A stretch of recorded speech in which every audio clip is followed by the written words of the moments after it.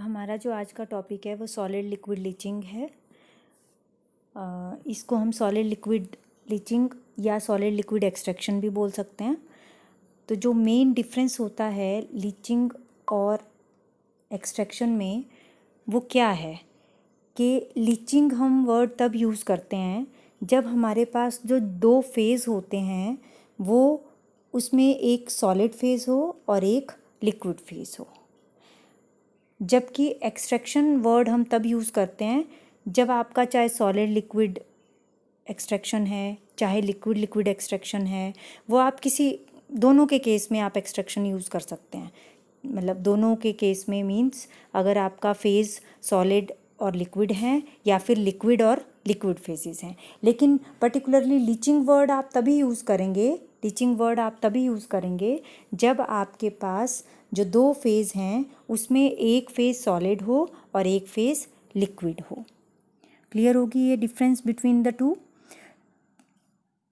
तो जो solid liquid leaching है वो हमारी यूज़ होती है to separate the desired solute component from the solid phase. Solid phase में जो आपका कोई भी सॉल्यूट जो आपको चाहिए, डिज़ायर्ड सॉल्यूट कंपोनेंट जो आपको चाहिए, उसको सेपरेट करने के लिए ये टेक्निक यूज़ की जाती है। तो इसमें हमारे पास कौन कौन से दो फेजेस होंगे, एक आपका सॉलिड का फेज़ होगा, ठीक है, और दूसरा आपका लिक्विड आप बाहर से जो डालेंगे सॉल्वेंट, ठीक है, वो होगा। तो इसके बाद आप सभी लोगों ने ग्रीन टी तो बनाई है कि नहीं, ठीक है। तो ग्रीन टी बनाने के लिए आप लोग क्या करते हैं, सबसे पहले आप लोग टी बैग लेते हैं जिसमें कि वो सॉलिड प्रेजेंट होता है, जो कि आपके ग्रीन टी लीव्स होती हैं, ठीक है, सॉलिड फेस में। अब अगर उसमें आप सॉल्वेंट डाल देते हैं, मीन्स ग्रीन टी बनाने के लिए आप क्या ऐड करते हो, हॉट वाटर ऐड करते हो, ठीक है। अगर आपने हॉट वाटर डाला टी बैग जिस कप में है और उसमें आपने ऊपर से हॉट वाटर डाल दिया, तो आप क्या देखते हैं कि हॉट वाटर का कलर जो है वो चेंज हो जाता है हॉट वाटर का कलर भी चेंज हो जाएगा, उसमें एक अच्छी सी खुशबू भी आनी शुरू हो जाती है, ठीक है। तो वो जो टी लीव्स में जो उसका एक कॉन्स्टिट्यूएंट था, फॉर एग्जांपल निकोटीन जो उसमें प्रेजेंट है, ठीक है, वो आपकी सेपरेट हो जाएगी from the other solid constituents.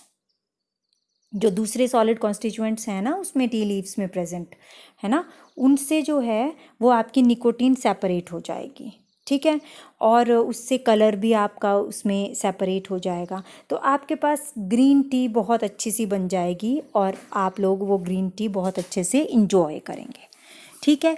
लेकिन इसमें ये वाला एग्जाम्पल मैंने बताया, this is the best and the simplest example of solid liquid leaching. इसमें आपने दो फेजेस लिए, कौन कौन से फेजेस लिए, एक सॉलिड फेज़ लिया, एक लिक्विड फेज़ लिया, ठीक है। आपका जो कॉन्स्टिट्यूएंट था, जैसे टी में से निकोटीन है वो सेपरेट होके आ गई किसमें, आपके लिक्विड में। तो आपने एक्सट्रैक्शन की किसकी, निकोटीन की एक्सट्रैक्शन की आपने, निकोटीन की, बाय सॉलिड लिक्विड लीचिंग या सॉलिड लिक्विड एक्सट्रैक्शन से। तो आई होप आपको इस स्लाइड से तो आज के इस टॉपिक का ऑलमोस्ट पता ही चल गया होगा कि ये बहुत ही सिंपल टॉपिक है।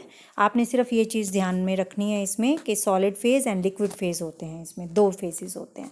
नाउ जो और एग्जाम्पल अगर मैं आपको बताऊं, बहुत ही सिंपल एग्जाम्पल्स हैं और भी आप बोलेंगे ये तो बहुत ही इजी टॉपिक है। तो इसमें जो है अगर आप और एग्जाम्पल्स की बात करें तो और कहाँ पे, अगर इंडस्ट्रीज़ की बात करें तो सॉलिड लिक्विड लीचिंग जो है वो biological and food processing industries में यूज़ की जाती है, biological and food processing industries में। आपके पास आपने घरों में देखी है शुगर, ठीक है, वो शुगर जो है वाइट कलर की होती है ना, वाइट कलर की शुगर होती है।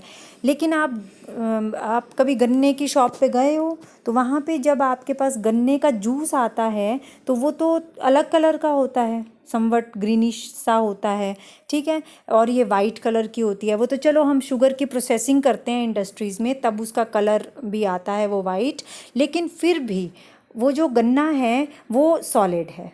गन्ना जो है वो यहाँ पे क्या है, सॉलिड फेज़ है। गन्ना ले लो, शुगर बीट ले लो, है ना, तो ये एक सॉलिड फेज़ है। अब सॉलिड फेज़ से आपने कॉन्स्टिट्यूएंट सेपरेट करना है।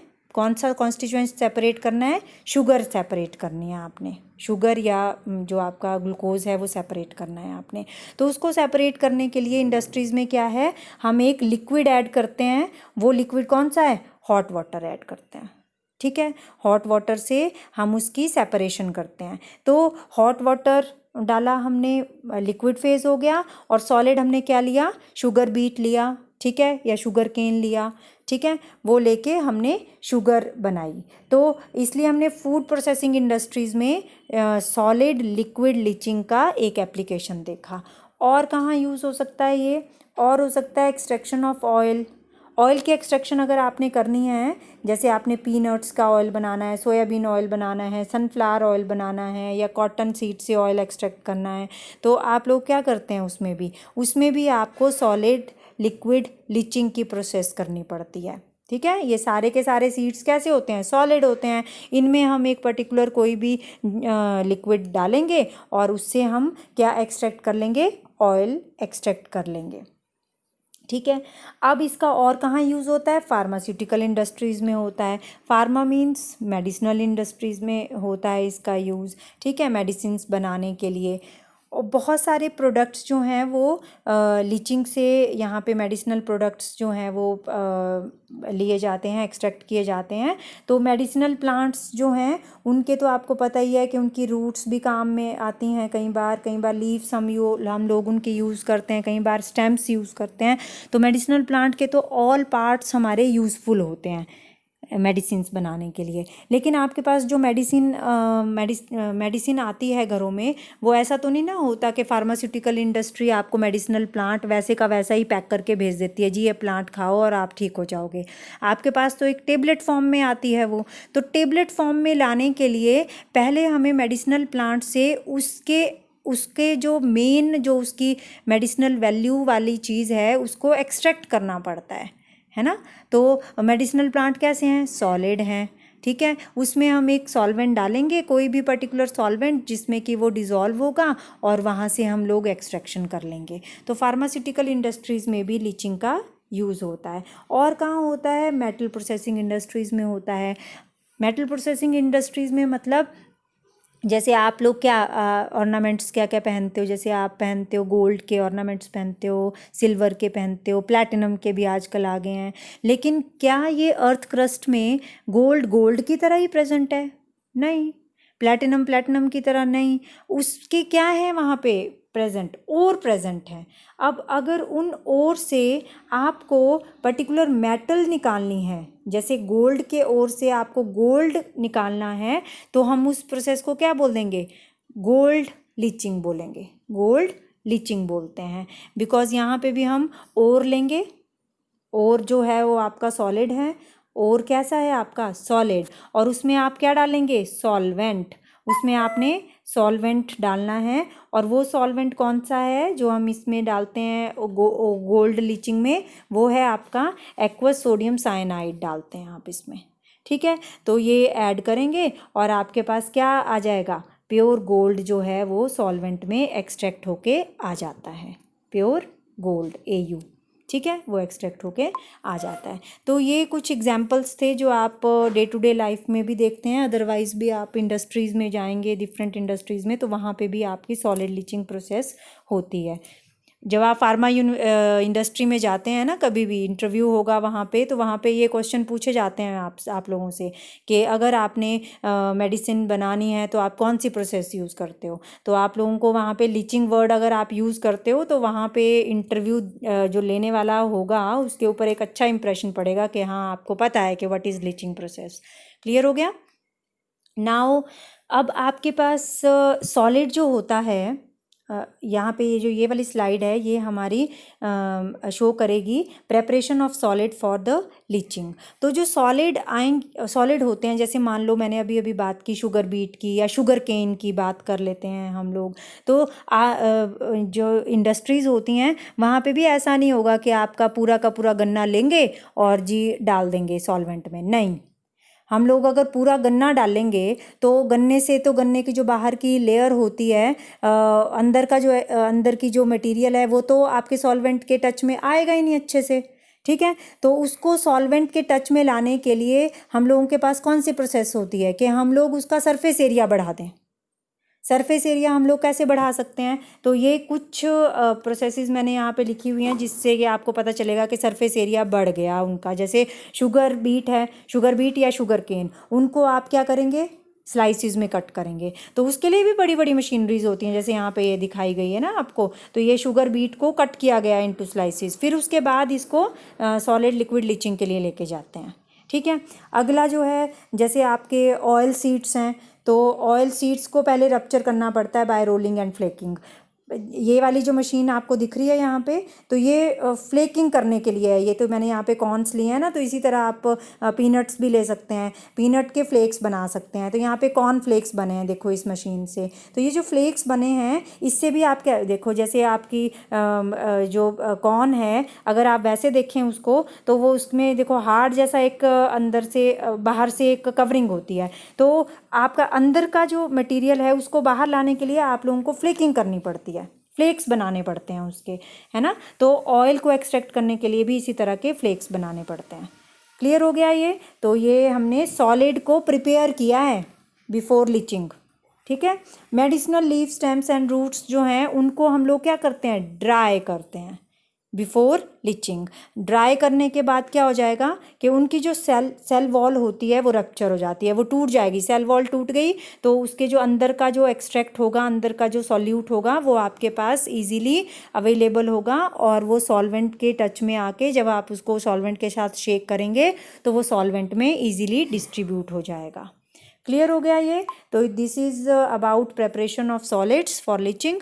नाउ अब देखो, सॉल्वेंट तो हमने बोल दिया कि सॉल्वेंट हम यूज़ करते हैं लीचिंग के लिए, लेकिन वो सॉल्वेंट लीचिंग के लिए जो हम यूज़ कर रहे हैं उसकी क्या क्या प्रॉपर्टीज़ होनी चाहिए, ठीक है, वो इस स्लाइड में मैं डिस्कस कर रही हूँ। तो यहाँ पे सबसे पहले तो वो जो सॉल्वेंट होना चाहिए वो हाईली सिलेक्टिव होना चाहिए। हाईली सिलेक्टिव मतलब वो सिर्फ उसी सॉल्यूट को डिज़ोल्व करे जो हमें चाहिए, रिक्वायर्ड है जो सॉल्यूट। ऐसा ना हो कि शुगर केन का वो वाले सॉल्यूट भी डिज़ोल्व कर दे जो हमें चाहिए ही नहीं। हमें तो चीनी चाहिए, ग्लूकोज चाहिए, हो सकता है उसमें सुक्रोज भी हो, हमें सुक्रोज नहीं चाहिए, तो उसको डिज़ोल्व ना करे, ठीक है। तो इसलिए जो है वो आपका हाईली सिलेक्टिव होना चाहिए सॉल्यूट। वो सिर्फ उन्हीं को ही डिज़ोल्व करे जो हमारे रिक्वायर्ड हैं, नॉट अदर रेजिड्यू को वो डिज़ोल्व ना करे। और दो सॉल्वेंट ऐसा होना चाहिए जो अवेलेबल इन सफिशिएंट अमाउंट, मतलब अबंडेंस में प्रेजेंट हो, बहुत ज़्यादा अबंडेंट में प्रेजेंट हो। जैसे वाटर है, वो तो आपको पता ही है कि यूनिवर्सल सॉल्वेंट है, तो ये तो आपको हर जगह मिल ही जाता है।